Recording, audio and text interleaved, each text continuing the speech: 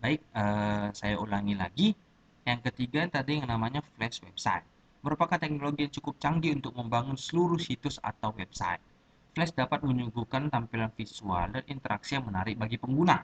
Nah, di sini saya analogikan bahasa sederhananya adalah website flash website ini adalah website yang dimana ketika kita membukanya kita itu lebih membuat kita itu lebih terlihat jelas apa yang digambar di dalam website tersebut.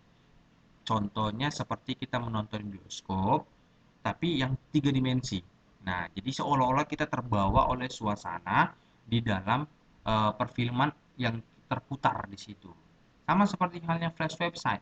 Kalau flash website, dia itu hampir sama dengan tiga dimensi. Jadi apa yang digambarkan di sana seolah-olah kayak kita lihat itu nyata. Nah, jadi untuk mengakses flash website ini pun juga membutuhkan yang namanya komputer-komputer dengan spek-spek, kalau kita bahasanya spesifikasi yang tinggi. Contoh misalnya dia harus 500 HDD ke atas atau mungkin RAM-nya 4 ke atas. Jadi biar bisa mengakses namanya flash website atau bisa menggunakan namanya flash website.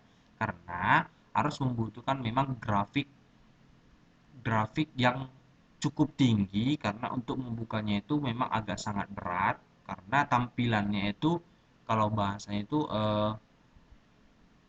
pixelnya tinggi lah gitu. Jadi harus memang membutuhkan komputer dengan spesifikasi yang tinggi. Kemudian dikatakan di sini, namun Flash hampir tidak memungkinkan menerapkan teknik search engine optimization. Nah, search engine optimization ini sendiri adalah mengoptimasikan pencarian di mesin pencari. Nah, ibaratnya gini, saya ingin ketika orang lain memasukkan kata kunci A, website saya berada di peringkat paling atas atau peringkat pertama. Jadi, apapun ceritanya, orang akan membuka website dengan peringkat pertama, kedua, dan juga ketiga. Jadi selebihnya itu jarang dibuka orang. Terkecuali ketika dibuka yang pertama, dia tidak menemukan apa yang dia cari. Kedua juga seperti itu. Tapi paling banyak orang akan mencari, akan membuka website yang ada di urutan pertama, kedua maupun ketiga. Jadi ketika orang masukkan kata kunci A, saya ingin website saya berada di puncak teratas.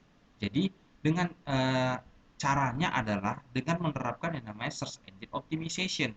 Nah, search engine optimization itu bisa kita terapkan, ya bisa kita tanamkan ketika kita ingin hosting website kita, ada cara-caranya di sana. Kalian ikuti saja seperti apa yang dibuat oleh penyedia hostinger yang kalian buat, yang kalian beli, yang kalian sewa. Di situ ada cara-caranya untuk membuat supaya peringkat website kalian itu teratas ketika orang lain memasukkan kata kunci A. Contoh kayak di YouTube, ketika orang eh, ketika biar YouTuber apa iklan YouTube kita atau YouTube kita itu video YouTube kita itu berada di peringkat atas, ketika orang mencari kata kuncinya, itu kita pakai yang namanya hashtag. Hashtag sama kayak di Twitter, sama kayak di apa, di Instagram gitu kan. Jadi misalnya gini, saya mata pelajaran misalnya perancangan web. Jadi kalau misalnya materinya misalnya jenis-jenis website, ya udah kalau orang lain ketika mencari namanya jenis-jenis website, saya buat hashtag, hashtag jenis website. Jadi kalau orang buat yang namanya search, ketika orang search jenis website, punya saya berada di paling atas. Kenapa? Karena ada di situ yang namanya jenis website, hashtagnya. Itulah merupakan SEO di YouTube. Nah, kalau di HTML atau di website ada caranya dan bisa kalian pelajari sendiri. Karena kita tidak pelajari yang namanya SEO. Dah, sampai di sini ada yang perlu dijelaskan, ada lagi yang kurang jelas tentang yang namanya jenis-jenis website. Yang pertama tadi website statis. Contoh-contoh website statis eh, seperti kayak profil-profil perusahaan seperti yang sudah saya contohkan tadi, website untuk sekolah kita sendiri. Yang kedua website dinamis, contohnya tadi Google Classroom. Nah, yang ketiga, Flash website. Contohnya itu seperti ini. Nih, saya tadi ada buka tentang yang namanya Flash website. Nah, ini merupakan website untuk penggambaran karakter. Nah, ini website cocok untuk orang yang suka gambar. Gambar-gambar animasi. Ini kan ada namanya Mauricio Illustration. Nah, di sini kita menggambar banyak karakter animasi. Contoh saya ingin buka ini, karakter desain Lauman. Oke. Nah, di sini ketika kita buka ini tergambarkan jelas bagaimana penggambaran karakter si Lauman, mulai dari seperti ini sampai seperti ini, kemudian juga ini mulai dari Lauman yang versi pertama sampai versi terbaru, cara penggambarannya, cara penggambaran mukanya, jenis rambut dan lain sebagainya. Ini merupakan karakter eh, animasi ilustrasinya. Jadi gimana cara menggambarkan animasi-animasi, mendesainnya, eh, ini cocok untuk orang-orang yang suka memang desain atau suka menggambar. Nah, sampai situ eh, materi tentang jenis-jenis website. Oke, jika ada yang perlu ditanyakan, silahkan bertanya di Google Classroom. Oke, nah kita lanjutkan. Yang materi kita kedua tentang yang namanya bahasa pemrograman.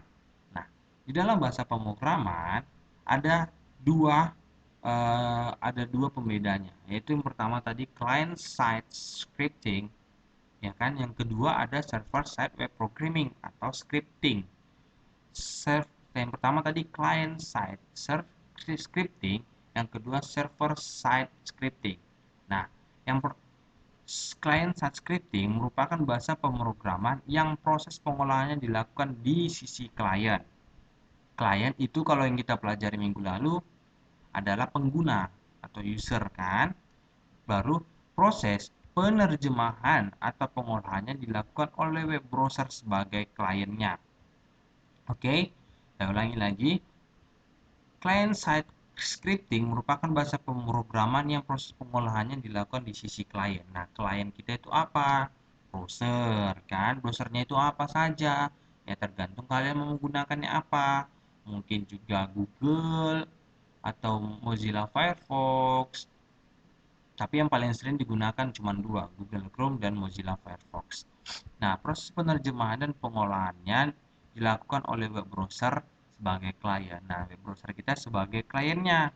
Di dalam web browser sudah terdapat library yang mampu menerjemahkan semua perintah di halaman web yang menggunakan client side scripting.